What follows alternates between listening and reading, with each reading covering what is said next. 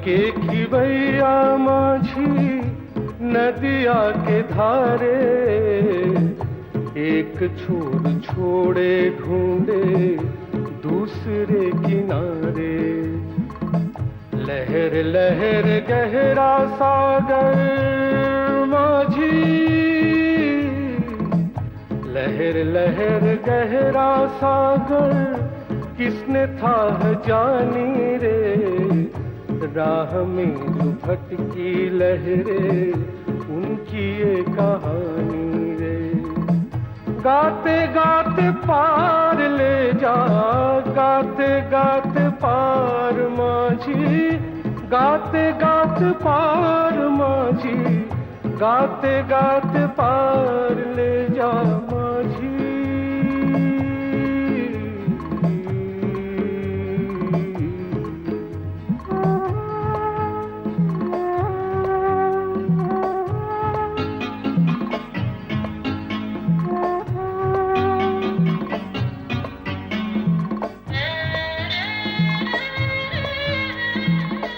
शीतल समीर जैसे बिंदु बिंदु बहती है, तट की श्रवण कातरता रेत रेत कहती है। बूंद बूंद कण कण चुंबन माझी, बूंद बूंद कण कण चुंबन कृष्ण नहीं जानी रे। राह में जो भटकी लहरें उनकी ये कहानी रे। गाते गाते पार ले जा, गाते गाते पार माझी, गाते गाते पार माझी, गाते गाते पार ले जा माझी।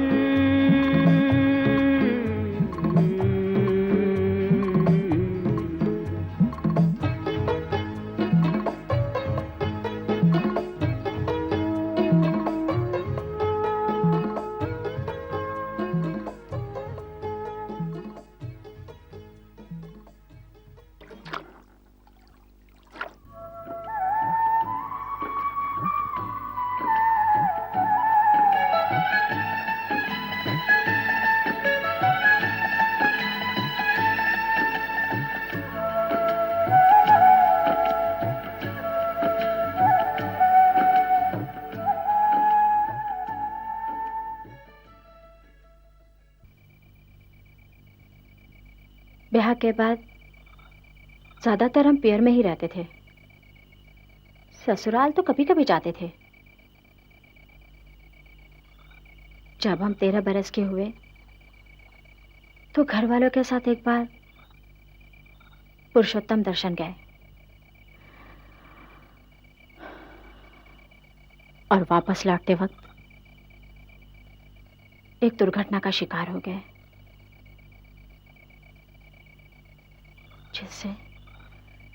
जिससे हमारे सारे सपने धूल में मिल गए। दुर्घटना?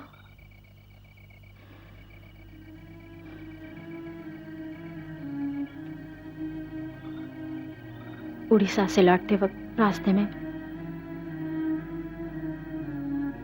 पठान डाकुओं के हाथों अपना धर्म गंवा बैठे और नतीजा समाज ने हमें जात बाहर कर दिया।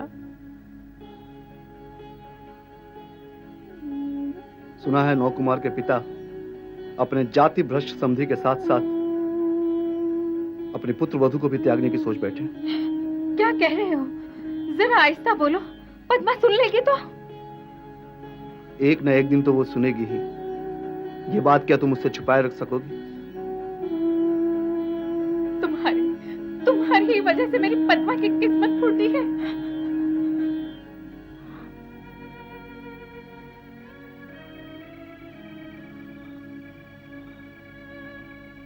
बात यहीं पर खत्म नहीं होती। हमने अपने पति का घर गंवाया और हमारे परिवार ने अपनी जाति, अपना समाज, घर बार छोड़कर हम पहले राजमहल गए, वहां से ढाका और फिर आगरा। तब तक हमारा नाम लुत्फुन्निसा हो चुका था। शाही घराने में काफी नाम कमाने लगे थे हम।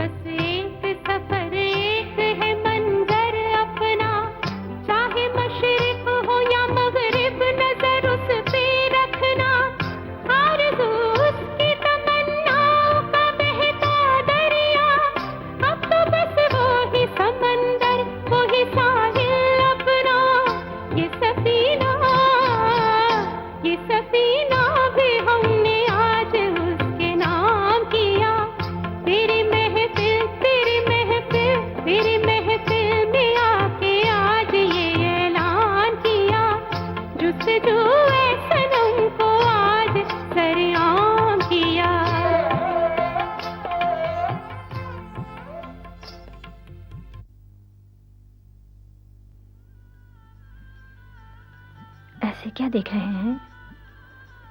मैं तुम्हें जितना देखता हूं उतना ही हैरान होता हूं। कितनी खूबियों के मालकिन हो तुम। खुद को संभालिए शहजादे। कहाँ आप अकबर बादशाह के फर्जंद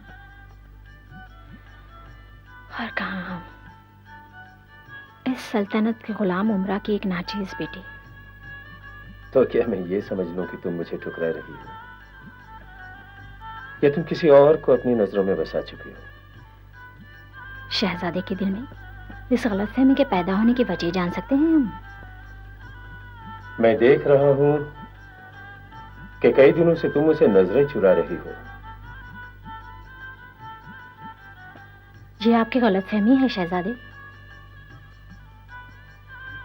आगरे के लोगों में आपको और हमें लेकर जो कानाफूसियां हो रही हैं, उनसे आप ही का नुकसान है, और इसीलिए हमने ये तय किया है। पर ये मुमकिन नहीं है लुत्फुन्निसा, ये मुमकिन नहीं है।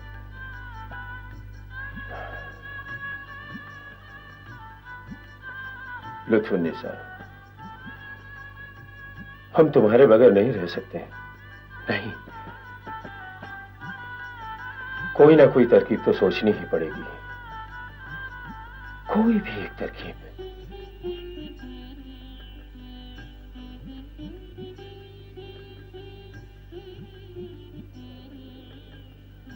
मिल गई। आज से तुम होगी हमारी बेगम की खासुल खास सहेली। यानी राजपूत खानदान के चिराग मानसिंह की भांजे की सहेली? हाँ, ये हम दोनों के लिए फायदेमंद होगा। जाहिरा तुम होगी बेगम की सहेली, और वैसे शहजादे सलीम की महबूबा। यकीन है। और सलीम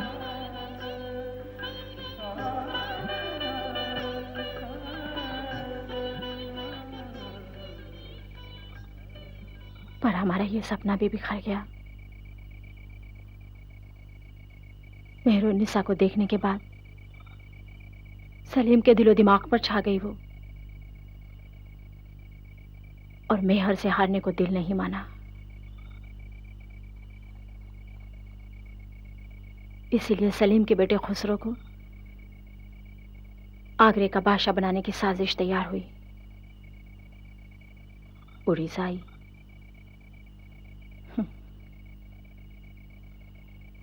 लेकिन जब किस्मत को ही मंजूर ना हो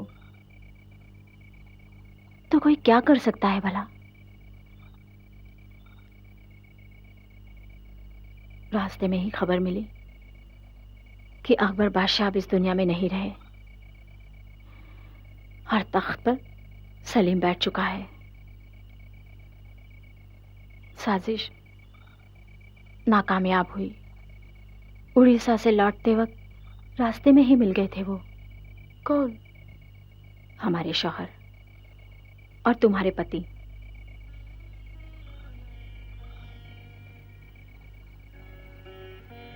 मन में हलचल सी मच गई। एक इनकलाब सा आ गया जिंदगी में। लगा सारी जिंदगी हम यूं ही भटकते रहे हैं झूठे सुख की तलाश में। हमारा असली सुख तो उन्हीं के कदमों में है।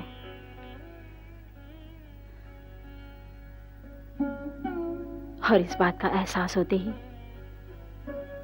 हम आगरा छोड़कर चले आए सप्तग्राम।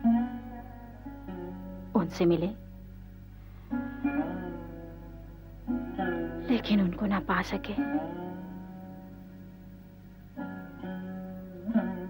हमारी हर बिनती ठुकरा कर चले गए वो। देखो बीबी जान, एक तो तुम विधर्मी हो, ऊपर से परस्त्री। तुमसे तो बात भी करना उचित नहीं है। नहीं नहीं नहीं, मैं वो सब कुछ कर नहीं पाऊंगा।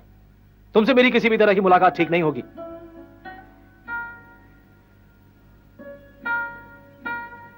ठीक है तो जाइए। नहीं, रुक जाइए, मत जाइए, मत जाइए, हमें छोड़कर मत जाइए। रहम कीजिए, हमें अपना कदमों में रहने दीजिए। हम तो आपके लिए आगरे का तख्त भी छोड़कर आए हैं। रहम कीजिए, इतना बेरहम ना बनिए।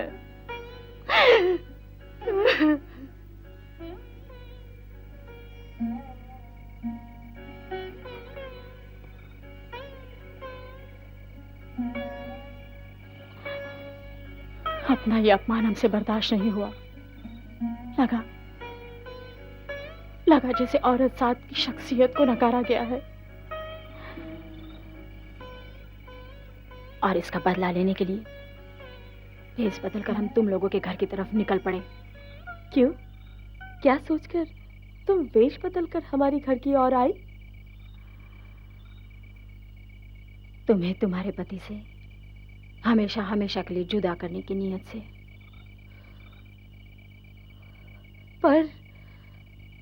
पर ये काम तुम कैसे कर पाती? बड़ी आसानी से, तुम्हारे खिलाफ तुम्हारे पति के दिल में जहर घोलकर।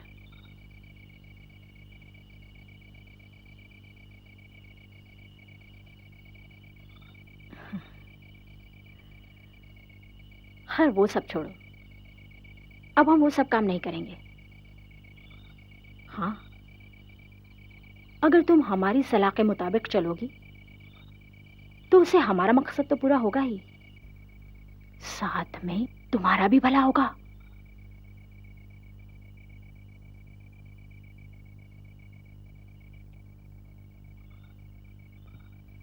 अच्छा, उस तांत्रिक के मुंह से तुमने किसका नाम सुना था?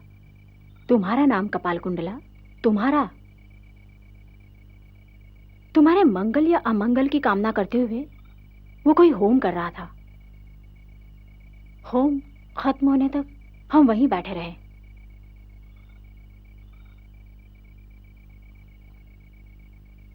होम खत्म होने पर हमने उनसे एक सवाल पूछा इदं होम कर्मणं क्वाल्कुण्डे विनाशाय इदं होम कर्मणं क्वाल्कुण्डे विनाशाय इदं होम कर्मै विनियोगश्च ओ ह्रीं क्रीं देवी प्रसन्न भव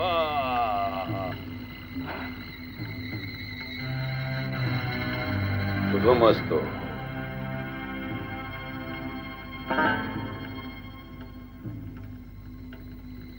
इस निर्जन स्थान पर किस लिए आए हो युवक? बस यूं ही जिज्ञासावश चलाया। इस राह से गुजर रहा था कि हवन की आग दिखाई पड़ी। सो अब तो जिज्ञासा मिट गई होगी, अब तुम अपनी राह पर जा सकते हो। अब मैं कहाँ जाऊं महाराज? एक पापिनी ने मेरे सारे सपने, सारे सुख नष्ट कर दिए हैं। मैं उसी से बदला लेने की राह खोज रहा हूं। तुम भी प्रतिशोध की अग्नि में सुलग रहे हो। मैं भी एक पापिष्ठा को दंड देने के लिए यहां आया हूं। तभी मंत्र पढ़ते हुए आप एक अस्पष्ट सा नाम बार बार ले रहे थे। ठीक कहा तुमने। उस पापिष्ठा को दंड दिए बिना मुझे शांति नहीं मिलेगी। क्या उस अधम पापिष्ठा का नाम जान सकता हूं? उसका नाम है कपाल कुंडला। क्या? कपाल कुंडला? तुम उसे पहचानते हो क्या? अवश्य, मैं भी उसे ही खोज रहा हूं, अपने बदले की आग बुझाने के लिए।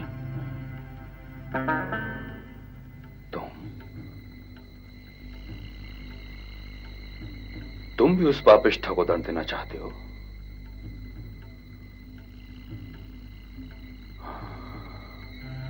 वाह, हम दोनों मिलकर उसका दंड निश्चित करें। ठीक है, बताइए, आपके ख्याल से उसे क्या सजा मिलनी चाहिए? जो अपराध उसने किया है उसका एकमात्र दंड है मृत्यु। मौत? हाँ, मृत्यु। और उसी उद्देश्य को पूरा करने के लिए मैं ये होम यज्ञ करता रहा हूं।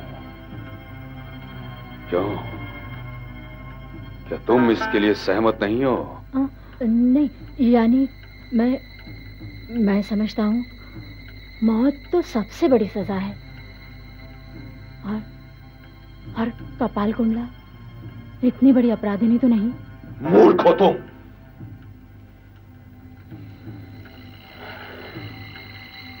उस पापिष्ठा का यही एकमात्र दंड है।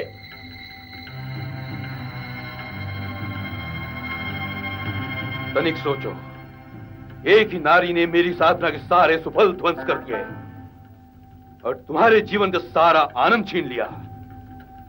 ऐसी अधम पापिष्ठा का दंड मृत्यु नहीं तो और क्या होगा?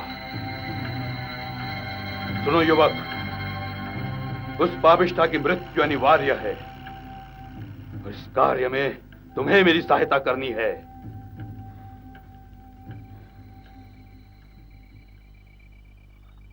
जिंदगी में हमने बहुत से पाप किए हैं, लेकिन हम इतना नहीं गिरे हैं कि किसी बेगुनाह लड़की की मौत का कारण बने।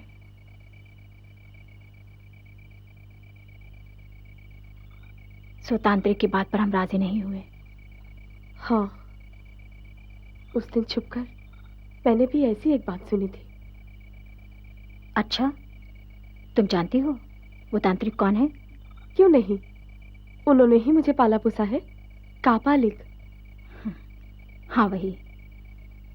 उन्होंने हमें सारी बातें बताई, कैसे तुम्हें समुद्र के किनारे पड़े पाया, फिर नव कुमार के साथ उनकी मुलाकात, और बाद में तुम नव कुमार के साथ भाग गई, वो सब। लेकिन तुम्हारे जाने के बाद उनके ऊपर क्या गुजरी वो सब तुम नहीं जानती।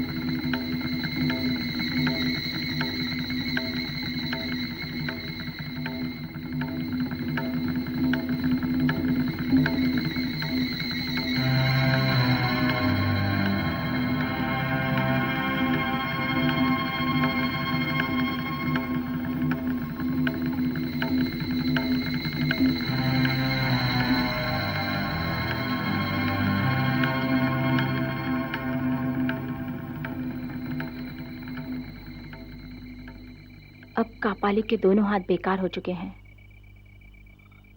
लेकिन फिर भी उनकी जिद है कि वो मां भवानी के आदेश का पालन जरूर करेंगे और इसीलिए वो हमारी मदद चाहते हैं। लेकिन उनके प्रस्ताव से हम राजी नहीं हुए। सच पूछो तो हम उनके इरादे से खिलाफत करना चाहते हैं और इसीलिए हम तुमसे अकेले में मिलना चाहते थे।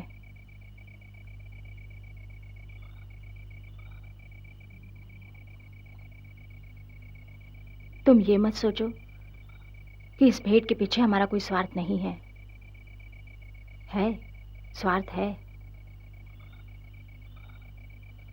हमने तुम्हारे प्राण बचाए हैं, बदले में हम चाहते हैं कि तुम भी हमें कुछ दो, हमारे लिए कुछ करो। मैं क्या कर सकती हूँ तुम्हारे लिए? तुम भी हमारे प्राण बचाओ। प्राण बचाओ? तुम्हारे? कैसे? तुम अपने पति को छोड़ दो।